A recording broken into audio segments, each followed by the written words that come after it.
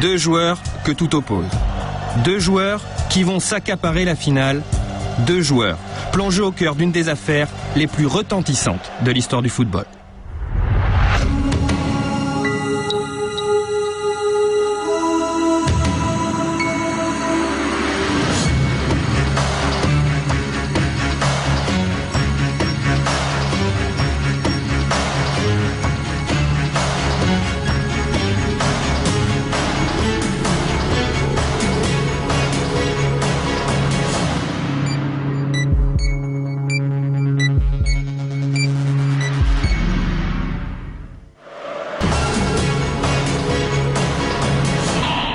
Parce qu'on est préparés tous pour faire quelque chose de bien. On ne pense pas à ce que ce soit ma dernière à moi. C'est plutôt un début de quelque chose qui va se passer pour les autres, plutôt qu'une fin de Zidane.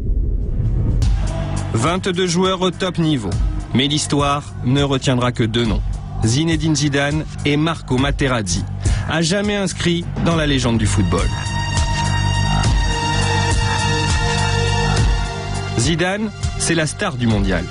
Contre toute attente, il est parvenu à emmener l'équipe de France en finale et s'apprête à achever sa carrière en apothéose.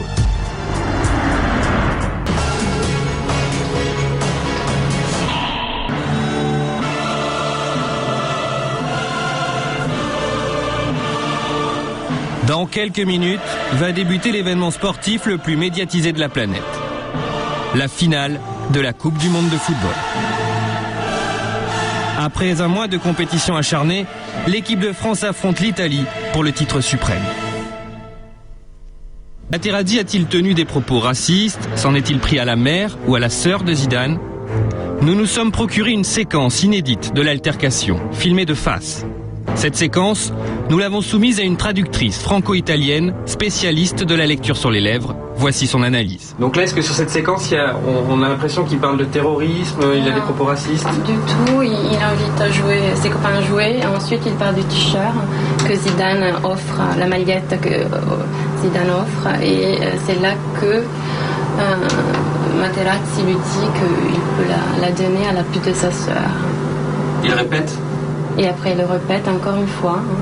Entre-temps, entre les deux, entre la première fois qu'il dit la pute de sa sœur et la deuxième fois, il dit merde, merde.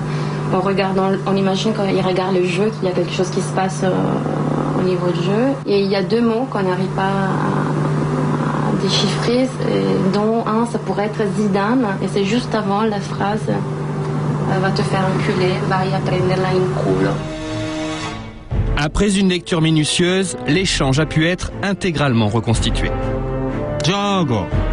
Cosa vuoi? Vuoi la mia maglietta? Tagliata alla puttana di tua sorella. Merda, merda. Puttana di tua sorella.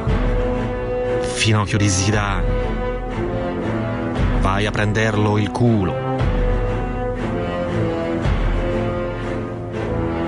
Des insultes choquantes, mais finalement assez banales dans l'univers du football.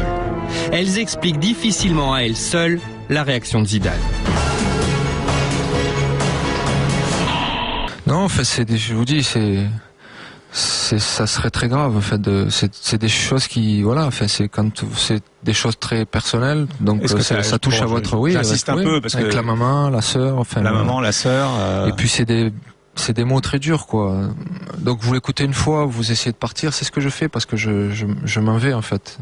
Vous écoutez deux fois, et puis voilà, et puis la troisième fois, voilà, moi je suis un homme, je suis un homme avant tout, et je vous dis, il y a des mots quelquefois qui sont plus durs que des. J'aurais préféré à la limite me prendre une droite dans la gueule qu'entendre ça. Et voilà, j'ai réagi. Deux fois, trois fois la même chose, c'est-à-dire donc des insultes qui touchaient les femmes de votre famille, quoi, votre mère et votre sœur. Oui. Zidane n'en dira pas plus.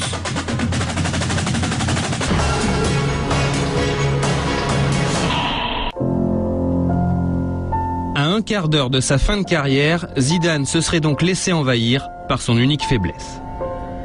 Tout le monde regrettera cette sortie. Mais par ce dernier geste, Zidane réussit à prouver à la planète entière qu'il est seulement un homme. Et finalement, c'est ce qu'il avait toujours souhaité.